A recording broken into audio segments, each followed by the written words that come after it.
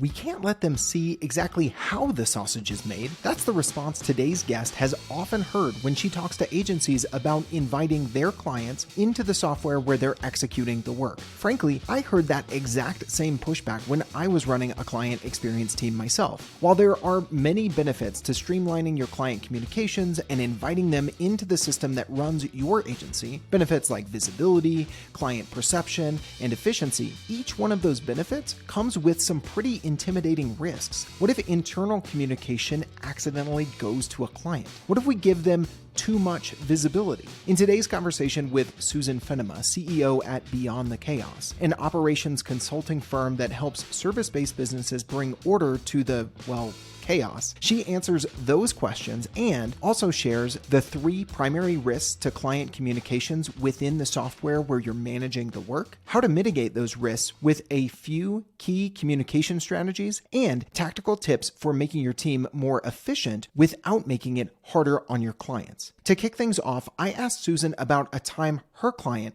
gave the craziest response I've ever heard when she advised him on inviting his clients into their system. It's a little terrifying, actually.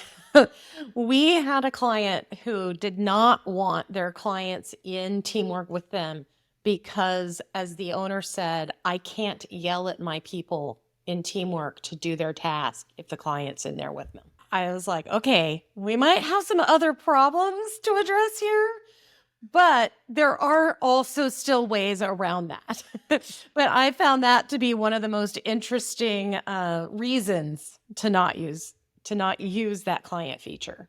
Yeah. So we're going to be talking about some of the opportunities to working with your clients as you're delivering the work, which is a key component of the client work lifecycle within any agency. And we're going to be talking about some of the opportunities as well as some of the risks and how to mitigate them. But if your opposition or your potential risk is my employees will see, or my clients will see me yelling at my employees, then you might need to just take a quick time out, listen to one of our previous episodes on culture and team building or leadership, and then come back to this one if you're in the case of like Susan's client there. So that is definitely an interesting one to open it up.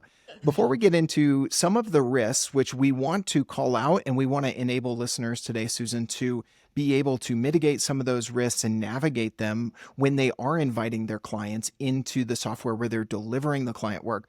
Let's first talk about some of the opportunities. To me, they kind of bucket into 3 categories: visibility, perception, and efficiency. Talk to me about the first one, really the upside of visibility. And as you and I have talked about before, we'll get to some of the risks there as well, but let's talk about one side of the coin first. One of the huge benefits of having your clients in there working with you is them being able to see the progress you're making, them being able to see what's next in the steps.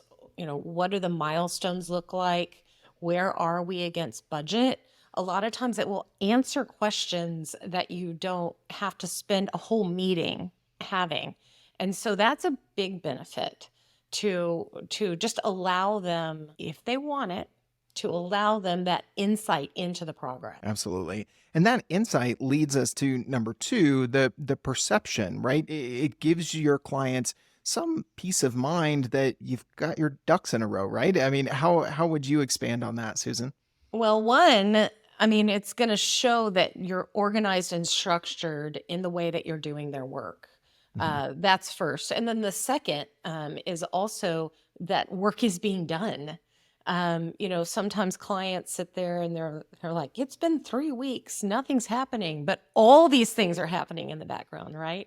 And so if they can see that, it makes them feel a little bit more comfortable that progress is being made on their work. Yeah, that was something we talked about in the last episode with Eric Huberman from Hawk Media, how often that they see clients churn and they have this sentiment of, well, not much was going on. Well, they weren't necessarily seeing what was going on. They weren't hearing. We talked a lot about responsiveness and response rates that they had analyzed with AI tools. So that one is a good one to check out, to go back if you missed last week. But I think that reiterates the point that you're making here, that as I learned in journalism school, oftentimes perception is reality. And I think that holds true in a client service business because there's not always, everything you do doesn't deliver a product, doesn't deliver something that's in hand. There are deliverables, there are things that you're providing at the end of the day, even in a service business, but there's a lot of work that goes in that there isn't necessarily a tangible outcome to every step in the process. So I think that you're right to call that out.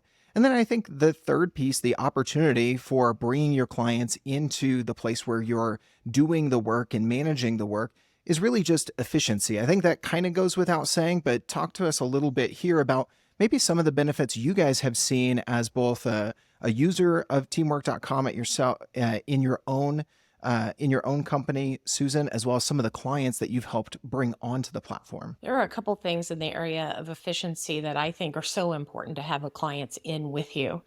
In one case, it's emails, right? How else are you communicating with your client? Probably via email. That's a lot of information that's going back and forth that's not getting captured on the correct task or in the correct project even. There's no history of that communication as part of your single source of truth. That's one part of that. The second part is if you lose a team member, if they, win the lottery or they just move on to a different project, all that communication is in their email box. How does someone come behind them, come up to speed quickly and understand where they are as far as not having to ask the same questions again and that kind of thing? The alternative to that, of course, is copying, pasting everything into the tool, which is very tedious, not efficient at all, and things are gonna get missed. So having that way to capture that communication, it to me is priceless. If one of the best examples of that is we just had a team member end up in the hospital. We couldn't communicate with her. She was actually on oxygen in the hospital. We couldn't communicate with her at all. She's okay. But just so everybody knows, for those just listening, my face was like, okay, Susan, what's going on with your team that I didn't hear about? Okay, everything's okay. We'll keep going with the story here. But it was about 2 weeks, and having that information to be able to go back to was priceless. If we didn't have that to be able to help our client in her absence, everything could have fallen apart. Yeah. And, that's an extreme example. I think that calls it out in a very human way. And I appreciate you sharing that and being candid about, something your team's even gone through recently. I've seen it maybe a little bit less drastic example, but being part of an agency where we were going through a time of higher than historical employee turnover, and that can very, very easily correlate directly to client turnover. That employee turnover can equal client churn if you're not careful. But if you have not only your team working in a systematic way, but you have clients that have visibility and the communication between those team members and the clients all managed in one spot, you can kind of pick up where you left off without as much disruption to the client.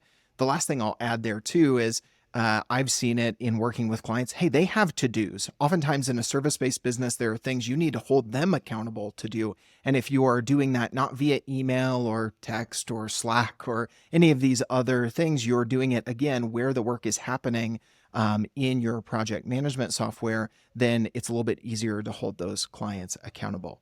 Absolutely. Being able for them to just reply to a quick email and attach the file that you've been asking for, and now it's in the right place. That's incredible. And Logan, we missed one big thing. A lot of clients or a lot of agencies these days are using contractors or 1099s to do a certain aspect of the job. And if you're not capturing their information, their communications when they have to make that ask for something or make that communication with a client, that could really be lost forever because it's maybe not even in your email domain. Yeah. So Yeah. that could be a big thing. That's a really good call out. I'm glad that you paused on that one for sure, Susan. And, I just want to, for you listening here at teamwork.com, that we believe in the collaboration with your clients as being vital to delivering good work, but that doesn't look the same for everybody. It's not without risks. It is the reason that we have unlimited client users and we make that part of our platform. We believe in it, but we don't want to give you the idea that just, oh, here it is and it's the golden brick road and just skip down it all the way happily to Oz. There are risks along the way. We could keep pulling on that thread with that analogy, by the way, but we won't. But each of these three that we talked about, both visibility, perception, and efficiency, there are some risks. And so we want to call those out. We want to shine a light on those. And Susan is going to give you some ways to mitigate some of those. So I think when it comes to risks around visibility, the first of the three on our list, Susan, the first thing is just, oh my gosh, I'm afraid of giving quote unquote too much visibility. What are some of your reactions with the organizations you're working with, agencies and service-based firms, where they kind of push back on this one or their eyes get a little wide? I think there is a part of every agency, every professional services firm that just wants to deliver the perfect thing at the end, and they don't want anyone to know how the sausage is made. And there could be a lot of things going on to get there that sometimes, even if you're structured and organized, might feel a little chaotic. So that visibility to the client, especially most of these people know their clients well. And so one client might be totally fine with it, comfortable, and another one, it might put them through the roof. They're so freaked out. So some of it is knowing your clients when you're dealing with that too. Who is going to respond better than somebody else? That is absolutely a risk you have to look at. Yeah. Let's get into kind of some of the nitty gritty. Before we hopped on here, Susan, I went to some of our internal team, some of our sales team at teamwork.com, and some of our partner team who've worked with a lot of agencies. They've heard both our customers and prospects kind of wrestle with some of these risks. And one of the things that came up from our team was visibility of internal deadlines. Mm-hmm. So a client might say, hey, I see this, and I see you've got a deadline for this individual of Wednesday, but you told me I'm not getting this back till Friday. What are your thoughts on managing some of those internal visibility risks, as we've been terming it today? There's definitely a concern if the communication's not good with the client, that they don't understand, oh, there's a quality control part of this, or the fact that the art director finished the logo design does not mean it goes straight to you. There are other things that might have to happen to it to make it ready for print, or any of the other steps along the way. Now, those steps might be in teamwork, or it might be that you're giving yourself the cushion internally. We've all done that, right? Schedule something early in case something's got to be pushed today. That really involves the communication you have with your client for them fully understanding the process you go through. But it is a risk if you have the person who's going to keep pushing on you of, why can't I have it the day earlier? What are they doing? All of those kinds of things. So those are going to be a little bit more open to be perceived. What are some of your tips? Because you guys have some great team members at Beyond the Chaos that are phenomenal at managing those client relationships, some of those pushy clients, to use your words. I don't think anybody listening to this would push back on that terminology. It's part of agency life. In managing some of that pushback you get from clients, what are some red flags? What are some ways to maybe get ahead of that pushiness if you're starting to sense it a bit with a client inside the software where you're delivering? I'm a big believer in communication and education on the process. So, if your client is one that's pushing back, just calmly partnering with them and communicating that, listen, we want to get you the best product.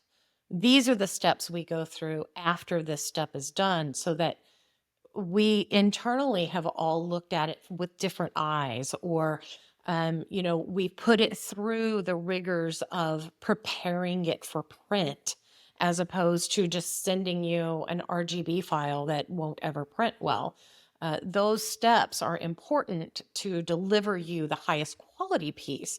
And the last thing we want is for you to have to, kick something back to us because it wasn't what you wanted because we didn't do the right process. So some of it is that open communication for that client to understand that that delay that they might be perceiving is actually to their benefit. Yeah, and get ahead of some of their questions of, hey, you might see this as a gap, it's or a delay. It's not actually a delay. And here's why. And as you said there, you're tying it to the result that they really want. This is how it's going to deliver. Because I think you can swing to the other side of the fence when it comes to delivering client work and be perceived kind of as the DMV if it's just like, well, that's our process. Right. You've got to train your team members on how to educate your clients on the process other than saying, quote unquote, well, that's our process. Because that's all about you. That's all about, even in the language, right? It's our versus this is how we're going to get you the best outcome, the best deliverable, the best thing that we're producing for you, right? It makes a big difference in words matter, people. They really do. Yes. I think another part of that that plays into that too. I mean, when we think about, uh, uh, say, web design, the last thing your client wants is something that's delivered to them that has a bunch of bugs in it, so that they're the one responsible for finding all that. So, all of that is just stuff that you can use as ammunition, for lack of a better word, to explain to them why this has to be this way and how it is in their best interest that it's this way. Absolutely. And use that language of what's in it for them, not, Mhm. turning it back on your process. Now, Susan, I want to turn to something that is related to where we opened it up. The internal communications being visible is definitely one of the risks. It's one of the common concerns. It ties into that line that you said earlier that I heard in my time running a client experience team at an agency is we don't want to show them how the sausage is made because sometimes we got to yell across the factory floor and sometimes stuff falls off the line, those sorts of things. So if it's not, I can't yell at my team members in front of my customer. That's not necessarily the reason, but you want to manage that internal communication versus external communication. What are some of the advice for mitigating this risk that you're giving to agencies and service firms on this point? Well, to this end, communication needs to be intentional no matter what. And I think that that is something that all of us need to take to heart and figure out. First, one thing that teamwork lets you do, broadcast things to everybody, things that maybe people don't need to know about. When you're sending a message out, you really have to take into consideration of who needs to hear it. Whose time am I taking to weed through their notifications or their emails or however they're receiving this information? Is it valid that they are part of this? And that plays not only into your client, but into your team members as well. Everybody on the project doesn't need to know everything about every step. And so I think while there is a risk that you can overwhelm somebody externally, a client, with details, you can do it internally too. So if we're approaching our communication from the standpoint of who needs to hear this or who needs to answer this, and only including those people, that solves the problem both ways. So you can look at it either way. Teamwork lets you lock down that communication too.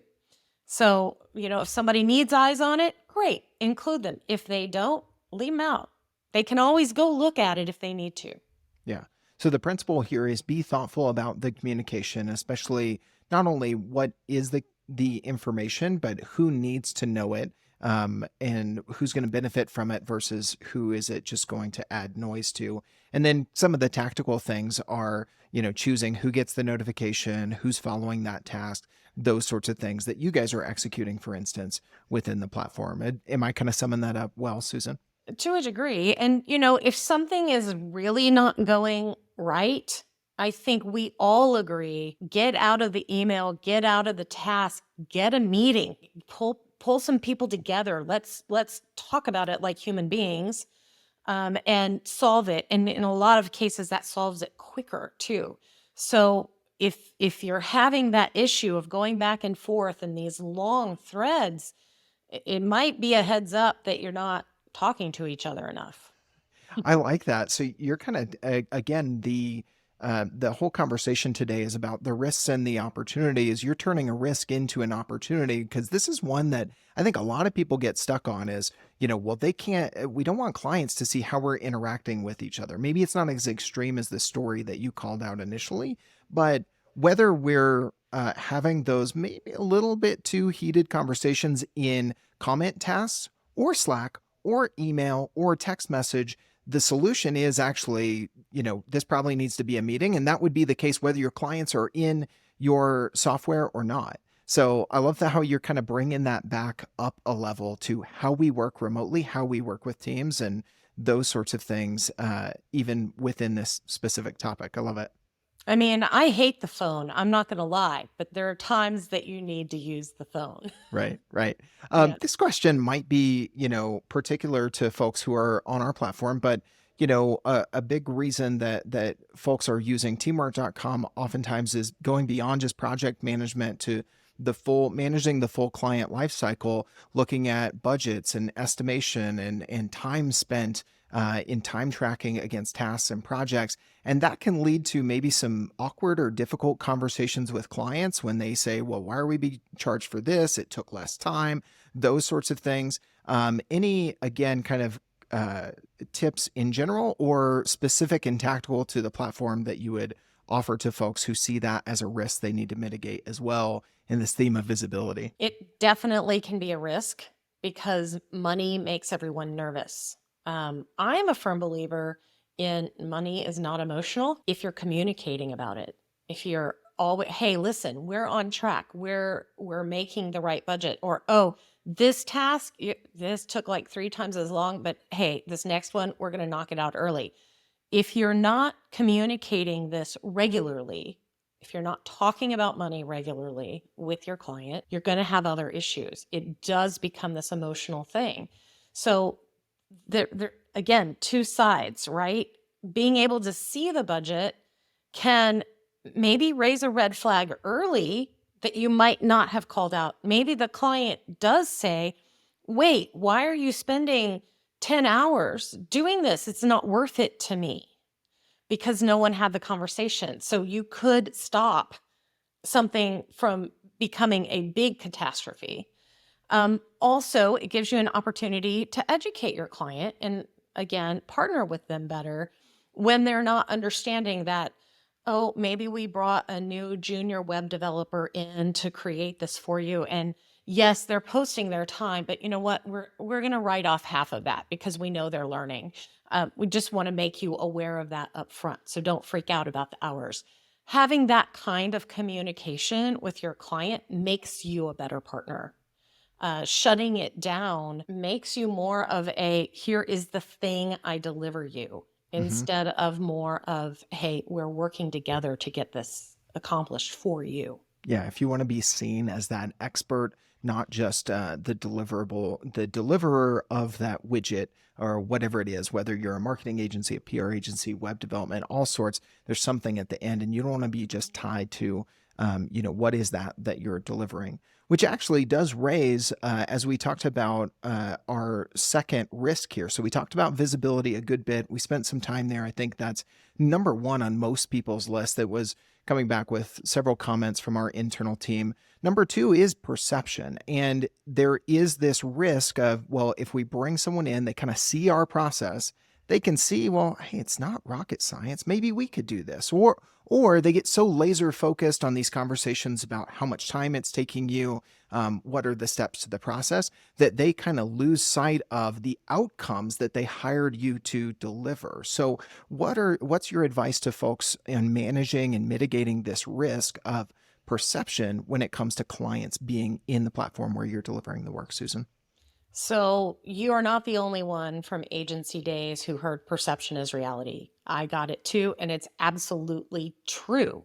What they are perceiving is their reality, even if it's not real.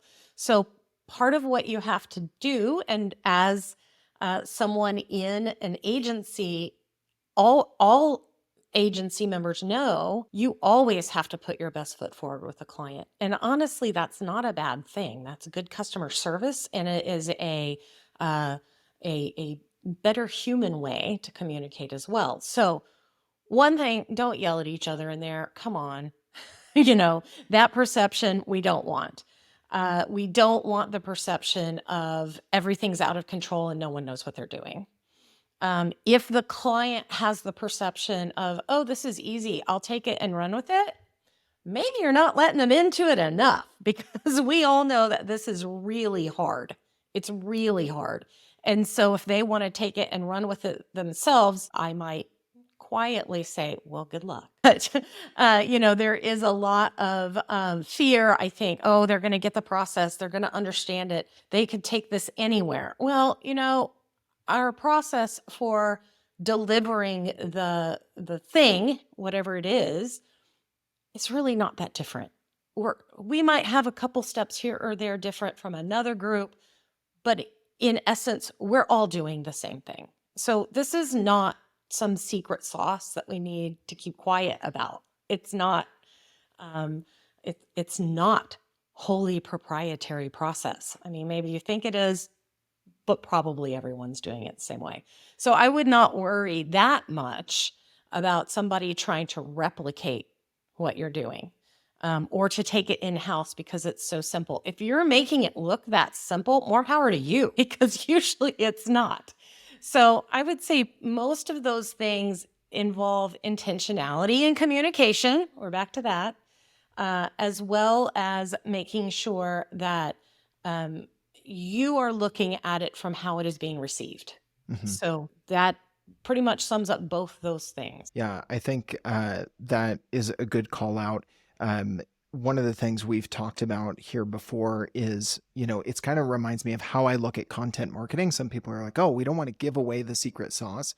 Well, when you do that, you prove to the people who don't want to spend the time doing it themselves, and to the people who are the DIYers, who are just, I want to take that and run with it, they probably weren't going to pay the premium to have you do it anyway. So what you're losing is actually nothing. And what you're gaining is more trust, credibility, and that status of authority that you know what the heck you're doing with the people who could work with you, would work with you, and maybe in this case are working with you. So I would agree with you from that angle for sure.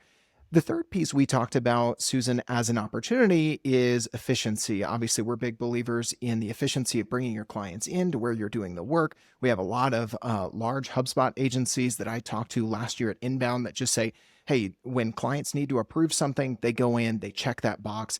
It's as easy as that, and they love it. However, the client might push back on this idea of efficiency and just say, well, you're just giving me another tool to use. You give me something else. Can you just join our freaking Slack channel, please, so that we can tell you what we want? That's where we are at. This isn't actually an efficiency gain for us. Tell us a little bit about how you manage this, both in general and maybe some specific tactics with the platform that you guys have been able to leverage at Beyond the Chaos. Well, there's no question that there are two types of people who use teamwork. There are the ones that are like, look at all the things. I can do all the things. I can see all the things. And then there are the ones that are like, all the things are overwhelming. I can't stand to look at it. And also, I'm your client. I'm paying you to do it. I don't want to do it. Right? So you could have two people at the same client have those two different reactions. So it is a challenge of how to work with them. And I'm going to go back to relationships and partnerships. You have to know how to deal with the individual people to get it in. It doesn't really change your process because teamwork lets you email things. It just comes into their email box as a different looking email that they can reply to. And so if you're getting pushback like that, I would suggest saying, hey, listen, totally get it. You don't have to do anything in here. We'll communicate with you however you'd like. However, it will cost you less. It will make your project run more smoothly if you'll just log in so that we can send you, communications through the tool. All you have to do is reply. And then if you need to be in their Slack or you need to be on the phone or in Zoom with them to get additional information, that's what your project manager is for. Let your project manager do their job and take care of all of the details of getting them put into teamwork properly if that client is refusing to participate. So you still gain some efficiency if you can communicate via email with them that way. Yeah, I can say even internally in the way that we use our own platform, oftentimes when I'm going through my own tasks and those sorts of things, I'm logging in, I'm within the system. But if it's going back and forth on comments on a task, I get that email because I've got those notifications set up, just like you're advising agencies to set up for their clients, that someone commented on this task, and I don't have to go into the system to then reply and leave my comment. I can just reply to the email. And so for me, I'm just working in email. But for the one managing that project, everything is captured, managed, and accessible going forward. Like you said, heaven forbid something happen and you lose kind of that trail. It's all within the project and the corresponding tasks. So I think that's a very tactical thing. And I think, again, communicating and educating your clients on how you can work with them in the system that makes you efficient, but in the way that they find it most easy to use, right? Absolutely. And let's bring up the integration with Slack right here too. The client could very well have those notifications come to their Slack. So they could reply from within there too, if that's how you wanted to do it. But you can set that up to run the way they want it to and still deliver them the efficiencies that they expect from a professional agency. Absolutely. Well, this has been a great conversation, Susan. We've talked about visibility, perception, and efficiency, both sides of the coin, the opportunities, the upside, as well as the risks in each of those. You guys have seen a lot of agencies through managing all of those risks and mitigating them. Is there anything I didn't ask you that you want to touch on? Any advice for folks before we get to our final segment of our Agency Life Fast Five and our Good Shout as we normally round it out? I mean, I don't know if anyone could tell I'm a proponent of having your clients in. I do think it makes things so much easier. Just treat them well, partner with them well, treat your team well. That's really my big summary here. I don't have anything brilliant new to add. Treat your team well comes back to that opening story that you started with. So I think that's a really nice bookend as we enter our final couple of segments here on the show. All right, Susan, we're going to hit you with our Fast Five. Number one, if someone gave you an extra $10,000 a month, no strings attached, to better run your business, how do you think you would use it? Where would you invest that extra capital today? Training, for sure. I would have more training for my team in all sorts of different tools, and I would bring all of them to my upcoming teamwork training that I get to have in March. Yes, you and I are finally going to get to I meet know. face to face in person. I'm glad we got that in there. All right, number two, Susan, what are some of your all-time favorite books, especially that have impacted you as a business owner yourself? My favorites is Who Not How, which is fantastic to really implant in your brain that you should not be thinking of how to do it as a business owner, but who can do it for you. But the other one that I think is a big one, and it's so simple and it's so short, is the 1 Minute Manager, because it really helps you manage your team quickly and effectively without, oh, they're so surprised at the review. Do you think there are some principles in that book that you've carried over to managing clients as well? Oh, absolutely. Absolutely. It's the constant communication. That's essentially, the book should be called that, but it makes a big difference. Yeah, someone who specializes in that named it the 1 Minute Manager beyond you and I, but I'd support that as well. But oftentimes, managing internal team members and managing clients, those principles just carry over. So quick aside over, we'll go on to number 3, 4, and 5 in our Fast Five. I don't know if I've ever asked you this one offline, so I'm excited to hear your answer. Susan, what's one mistake you've made in running your business that you're never going to forget? My first client was literally a sociopath. And I put a lot of eggs in that basket, and I won't forget it. I won't ever, ever, ever work with people we don't like again. Wow. Okay. If anyone relates to that, that is maybe one of the most shocking answers I've gotten to that question. 30 plus episodes in Well, here. If that resonates with you listening or watching today, check out our previous episode. We'll link to it in the description with Jackie Hermes on avoiding furious clients. And she ended mm, up talking about just how not to get to that point in the first place, how to look for those red flags in the sales process. Maybe you've got a sociopath or someone who's just going to be mean or someone who's going to end up yelling at your team. That one is great on that topic. So that one brings that one to mind. All right, number 4 and 5, Susan, are two sides to the same coin. Number 4, what do you think is the hardest part about agency life? And then tell us, number 5, the flip side, what do you think is the best part? the hardest part about agency life is I'm going to go with the stress because the deadline oriented world is inherently stressful, and you have a whole bunch of different personality types pushing against those deadlines. So I'll go with the deadlines. The other side of the coin, what's the best? Mhm. Man, advertising is hard, y'all. And how amazing is it when you do it? There is a sense of fulfillment and accomplishment that is really hard to find in many other industries. I say it all the time. If you can do advertising, you can do anything. I love that. Well, that's a great place to round it out. What we want to do next, Susan, is give you a chance to give someone a shout out who has impacted your career, especially as a business owner and entrepreneur yourself. Could be a digital mentor or someone you've looked up to or someone personally who's impacted your journey. Who do you want to shout out today? Oh, there is no doubt it is my dad, Don Dean. He is amazing. He has been an entrepreneur his whole life, and he taught me how to do it with dignity, with class, with integrity, with honesty, and I so appreciate that. I love that. That is 2 episodes in a row where our guest has given the shout out to their dad. And I love that we've got a theme there going. That is a great one. Susan, for folks listening to this who you're new on their radar and they think, hey, you've added some value, you've seen this a time or two, just like Farmers Insurance, when it comes to working with clients, especially within the platform where you're delivering the work. They want to connect with you or follow along with some of your content at Beyond the Chaos. What's the best way for them to do that?